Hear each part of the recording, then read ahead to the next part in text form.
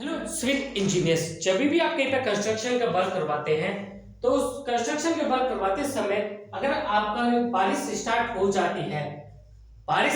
जाती है तो उस केस में हमें क्या काम करना चाहिए। जब भी हम कहीं पे आरसीसी स्लैब की कास्टिंग करवाते हैं तो आरसीसी स्लैब की कास्टिंग करवाते समय अगर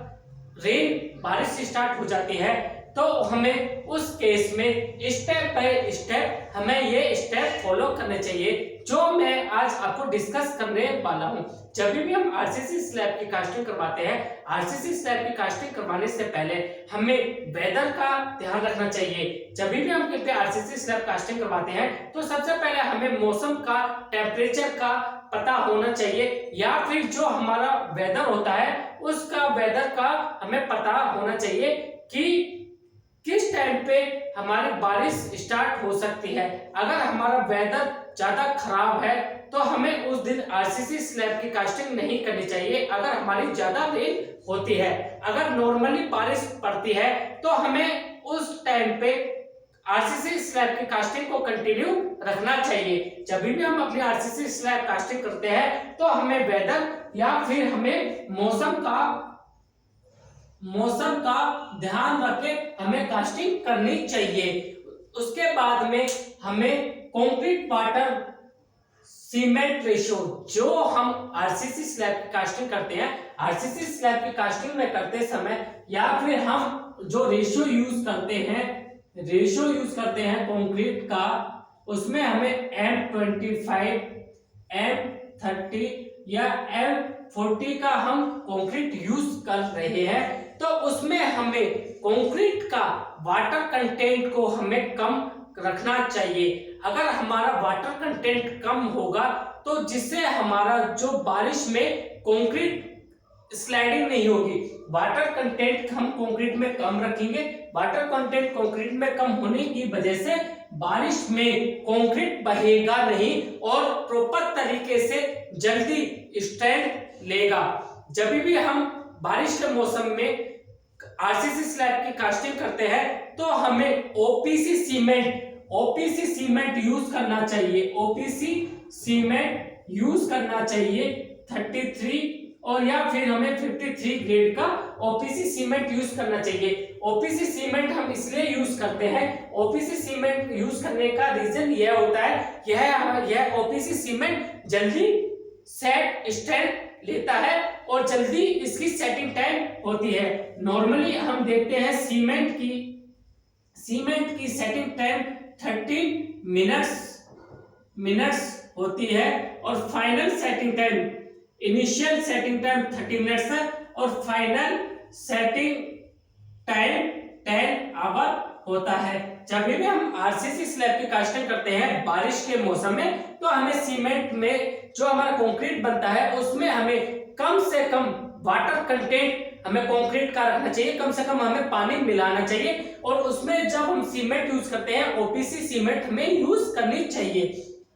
थर्ड पॉइंट है, जब भी हम बारिश के टाइम पे आरसीसी स्लैब कास्टिंग करते हैं या फिर हम कहीं पे आरसीसी स्लैब कास्टिंग कर रहे हैं और अचानक से बारिश आ जाती है तो उस केस में हमें जो कंक्रीट होता है M30 या M20, M25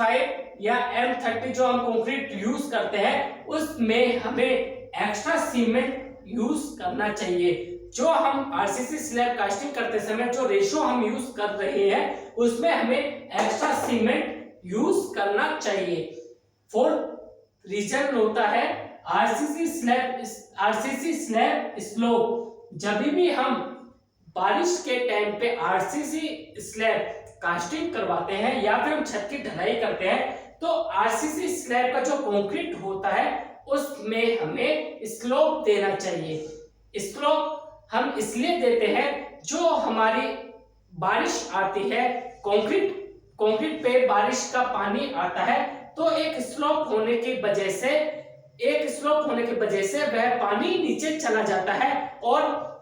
एक जगह इकट्ठा नहीं होता है। जब भी हम बारिश के समय आरसीसी स्लैब की कास्टिंग करते हैं तो आरसीसी स्लैब में हमें स्लोप देना चाहिए 1/10 पर हमें रेशो का स्लोप देना चाहिए।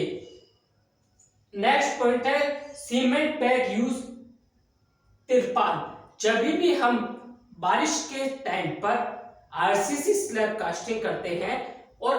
बारिश का मौसम होता है तो हमें पहले से ही जो हमारे सीमेंट के बैग होते हैं खाली, हमें उन्हें एक जगह स्टोरेज कर लेना है, या फिर हमारे पास तिरपाल होती है, हमें तिरपाल को लाकर रखना है। अगर बारिश आ जाती है, बारिश आने की वजह आ जाती है तो हमें सीमेंट के जो खाली बैग होते हैं हमें कंक्रीट के ऊपर बिछा देने चाहिए, या फिर जो हमारे पास तिरपाल होती है वह तिरपाल को हमें कंक्रीट से ढक देना चाहिए, जिस ढकने की वजह से जो बारिश का जो पानी होता है वह सीधा तिरपाल पर जाता है और तिरपाल से पानी नीचे आता है। जब भी हम तिरपाल को बिछाते हैं कंक्रीट के ऊपर तो तिरपाल को हमें तिरछा करके ऐसे करके कंक्रीट के ऊपर बिछाना चाहिए, ताकि जो भी पानी तिरपाल पर आए और तिरपाल पर आने की वजह से सीधा पानी जमीन पर जाए, कंक्रीट में इफेक्ट ना पड़े। अगर कंक्रीट पर इफेक्ट पड़ जाता है, अगर बारिश पड़ रही है आरसीसी स्लैब की कास्टिंग करते समय, कंक्रीट ये सपोज दैट कंक्रीट है, बारिश कंक्रीट के ऊपर आ रही है तो जब हम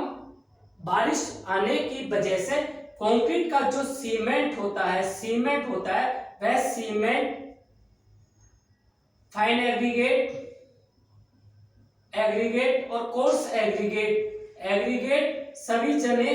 तीनों का मिक्सिंग होती है। तीनों की मिक्सिंग होने के बाद में हमारा कंक्रीट बनता है। जब बारिश आती है, बारिश इन तीनों को अलग अलग कर देता है। आपने कभी देखा होगा कंक्रीट कास्टिंग होते समय कंक्रीट में बारिश की बूंदें कंक्रीट की जो सरफेस होती है उसे प्लेन ना करके उसे खुरदरा बना देती है और उसकी स्ट्रेंथ को कम करती है। 6th पॉइंट है, जब भी हम आरसीसी स्लैब कास्टिंग करते हैं और आरसीसी स्लैब कास्टिंग करते समय अचानक बारिश आ जाती है तो बारिश आने की वजह से जो कंक्रीट होता है, कंक्रीट की जो सरफेस होती है उस पे रेन अपनी बारिश की जो बूंदें होती हैं वह बूंदें पड़ जाती हैं, तो उस पे बारिश की बूंदें पड़ने की वजह से उस पे निशान पड़ जाते हैं। तो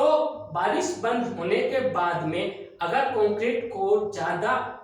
डैमेज नहीं हुआ है तो उसके ऊपर हमें सीमेंट का घोल बना के उस सीमेंट के घोल में हमें डॉक्टर फिक्सिड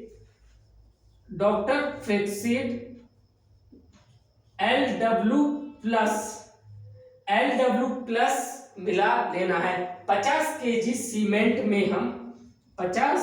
केजी सीमेंट में हम 200 ग्राम LW प्लस मिलाते हैं। अगर हम 50 केजी सीमेंट में हम 200 ग्राम LW प्लस मिलाते हैं, LW प्लस हम इसलिए मिलाते हैं जो सीमेंट की जो लाइफ होती है, सीमेंट की जो वर्केबिलिटी होती है उसको लॉन्ग लाइफ रखता है और सीमेंट की जो ड्यूरेबिलिटी होती है उसको काफी टाइम तक, लॉन्ग टर्म तक उसे सीमेंट को सेफ बचाकर रखता है। तो उस सीमेंट में हमें डॉक्टर फिक्सिड को मिलाने के बाद में, उसका पेस्ट बनाने के बाद में जिस कंक्रीट पर बारिश पड़ रही होती है, बारिश खत्म होने के बाद में हमें उसका पेस्ट को उसके ऊपर गिरते हैं और उस पेस्ट, सीमेंट के पेस्ट को कंक्रीट के ऊपर गिरने के बाद में हमें उसे एक करनी से उसे प्लेन करना चाहिए, जिससे जो कंक्रीट डैमेज हुआ है उस कंक्रीट की स्ट्रेंथ गेन हो और उस कंक्रीट की लॉन्ग लाइफ बने। तो गाइस, जब भी हम आरसीसी स्लैब की कास्टिंग करते हैं, आरसीसी स्लैब की कास्टिंग करते समय हमें इन बातों का ध्यान रखना चाहिए। तो गाइस, अगर आपको मेरी वीडियो अच्छी लगी हो तो आप मेरे यूट्यूब चैनल को लाइक करें, वीडियो को शेयर करें और चैनल को सब्सक्राइब करें। ओके गाइस, अब आगे मिलते हैं नेक्स्ट वीडियो में।